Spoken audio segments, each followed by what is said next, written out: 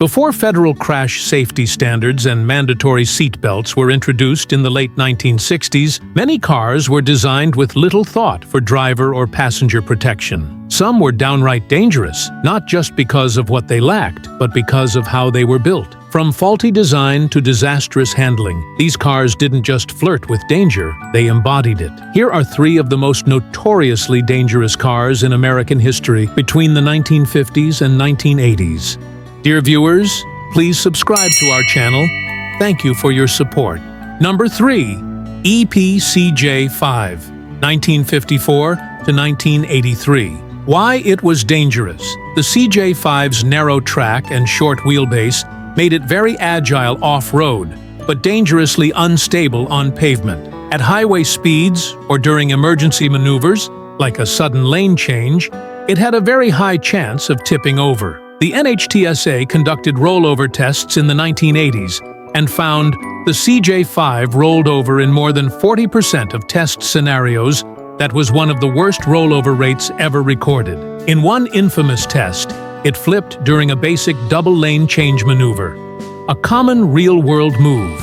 Like other early off-roaders, the CJ5 had a high center of gravity, but no electronic stability control, ESC, and often no roof or doors.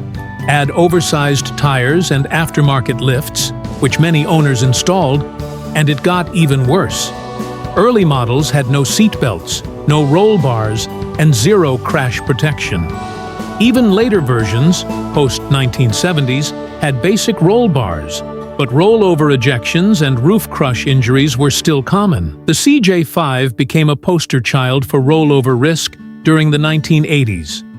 A study by the Insurance Institute for Highway Safety, IIHS, showed that CJ5 drivers were 4 times more likely to die in single-vehicle crashes compared to the average vehicle. In 1983, Jeep voluntarily ended production of the CJ5, partially due to safety concerns and mounting lawsuits. The CJ5 was based on the Willys M38A1 military Jeep, which prioritized off-road mobility over safety. Despite its danger, it's a collector's favorite today for its rugged charm. The CJ line evolved into the Jeep Wrangler, which eventually got better rollover protection and stability features, especially post-2007. The Jeep CJ5 was a trail hero, but a pavement hazard. With its short wheelbase, top-heavy design, and lack of safety systems, it became notorious for rolling over in basic road maneuvers, and government tests confirmed it. It's a case of old-school fun meeting modern liability. Number 2. Buick Riviera, 1970s, big, fast, and floaty, but lacked the structural safety of later vehicles. Riviera was large and heavy, often weighing over 4,000 pounds, powered by massive V8s, like the 455 cubic inch engine. It could go fast, but handled like a cruise ship. In emergency situations, it couldn't stop or swerve effectively, which was a recipe for disaster on modern roads. Safety design wasn't the priority. Style and comfort were. These models lacked strong side impact protection, so in a T-bone crash, the doors and side panels offered minimal shielding. No head restraints. Bench seats with lap belts only. Loose or poorly anchored seat mounts. In a crash, passengers could slide under the dash or be thrown around, especially in side impacts or rollovers. The car had a long, low-slung roofline, but virtually no rollover strength. Even though it wasn't prone to rolling like a Jeep or Bronco, any rollover was potentially catastrophic due to roof crush risk. NHTSA and IIHS tests from that era, where available, often showed severe cabin intrusion in side collisions. Low seatbelt usage rates. They weren't mandatory in many states. Structural collapse in high-speed frontal impacts. The boat-tail Riviera, 1971 to 1973, is one of the most iconic American car designs ever. Inspired by 1930s Auburn speedsters, Buick marketed it as a personal luxury coupe, power plus plush, but little crash engineering. Later models, mid to late 70s, were even heavier and slower, but still lacked key safety features like airbags or crush zones. The 1970s Buick Riviera was a beautiful brute with muscle car power and grandpa car safety. Poor crash protection, bad handling, and subpar restraint systems made it a hazard in side impacts and emergency situations. A classic now, but definitely one of the more dangerous luxury coupes of its time. Number 1. Chevrolet Impala SS, 1960s. Big block muscle plus no safety equals danger at high speeds. Why it was dangerous?